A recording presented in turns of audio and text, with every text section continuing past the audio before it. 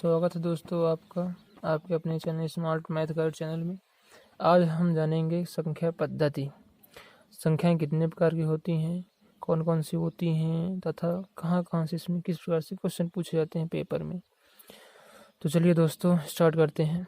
इसके पहले यदि आपने हमारा चैनल सब्सक्राइब नहीं किया है तो सब्सक्राइब कर लें, बेल आइकन दबाएँ तथा पसंद आने पर वीडियो को लाइक करें। तो सबसे पहले स्टार्ट करते हैं प्राकृत संख्याएं। प्राकृत संख्याएं जो हैं तो हमेशा 1 से स्टार्ट होती हैं, जैसे कि 1, 2, 3, 4, 5, 6 एंड सो ऑन। ये इनफिनाइट यानी अनंत तक जाती हैं। ये संख्याएं 1 से प्रारंभ होकर के अनंत तक जाती हैं। अब ये संख्याएं नीचे 2 प्रकार से बढ़ जाती हैं, जैसे कि पहली सम संख्याएं, दूसरी विषम संख्याएं। सम संख्याओं को अपन इवन बोलते हैं और विषम संख्याओं को अपन ऑड बोलते हैं इंग्लिश में। सम संख्याएं कौन सी होती हैं? सम संख्याएं वो होती हैं जो 2 से पूर्णतः कट जाती हैं, जैसे कि 2, 4, 6, 8, 10 एंड सो ऑन।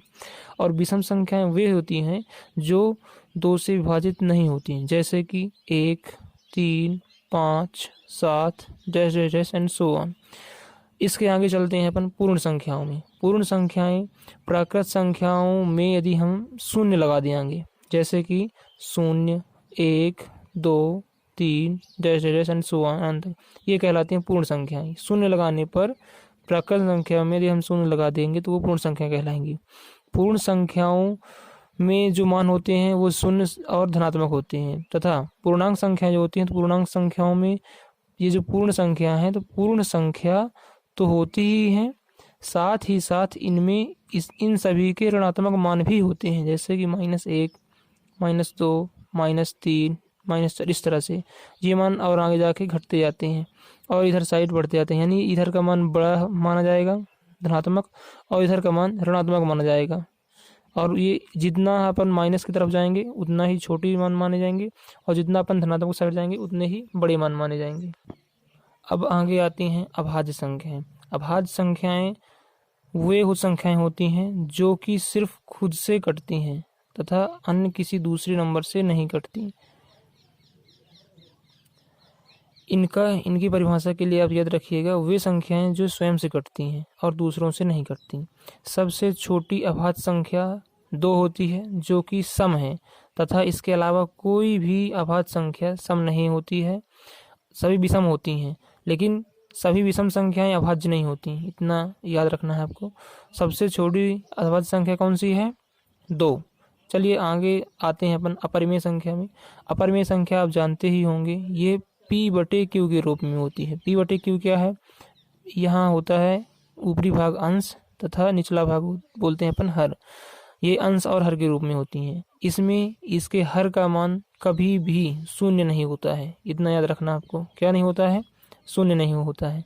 तो इसकी जगह कोई और मान रख सकते हैं, जैसे 3/2, 5। अब 5 कैसे अभाज्य संख्या हुई? क्योंकि अपन 5 के बटे में 1 मान सकते हैं, इसलिए यह अपरिमेय संख्या नहीं परिमेय संख्या मानी जाएगी। इसी तरह से और कोई संख्या ले लें, जैसे अपन अंडर रूट के अंदर आती हैं संख्याएं।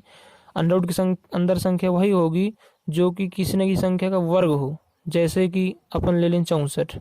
64 किस संख्या का वर्ग है? ये है 8, यानी अंडर रूट 64 का वर्गमूल कहला जाएगा 8।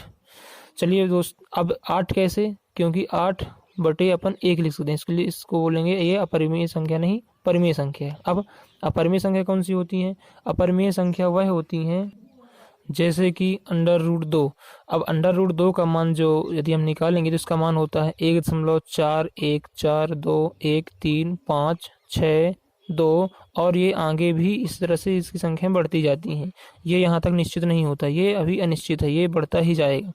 जो संख्या जैसे इसका अंडर रूट 2 का मान अपन निकालेंगे बढ़ता ही जा रहा है, अभी रुक नहीं रहा, तो इसको बोलते हैं असांद्र दशमलव। असांद्र दशमलव की सभी संख्याएं अपरिमेय संख्या मानी जाती है। और ये पाई इसको बोलते हैं, ये भी एक अपरिमेय संख्या है। ये दोस्तों कई बार पेपर में पूछा जाता है सीधे कि पाई कैसे संख्या है, तो पाई कैसे संख्या है? अपरिमेय संख्या है। अब आते हैं अपन मिश्रित संख्याओं में। मिश्रित संख्या में इसके मान जैसे कि अपन अंडर रूट के अंदर कुछ भी संख्या ले लें और वो ऋणात्मक हो, जैसे कि -1 अंडर रूट के अंदर, ये एक मिश्रित संख्या मानी जाती है। अंडर रूट -2 √-3 यह एक मिश्रित संख्या मानी जाएगी। अब आगे कुछ विशेष, जैसे कि एक, ये ना तो भाज्य है और ना ही अभाज्य है, इसको आपको याद रखना है। तथा सिर्फ 2 ही एक ऐसी संख्या है जो कि अभाज्य सम संख्या कहलाती है, बाकी इसके अलावा सभी अभाज्य संख्याएं विषम होती हैं। अब इसके आगे दोस्तों आपको जो भी समझ में इसमें नहीं आया हो कृपया करके कमेंट करें, पूछें, सभी के जवाब दिए जाएंगे। जो भी समझ में नहीं आया हो उसको और स्पेशल से समझाया जाएगा। आगे आप जो भी टॉपिक पढ़ना चाहते हैं उस टॉपिक का नाम कमेंट करें। Thank you.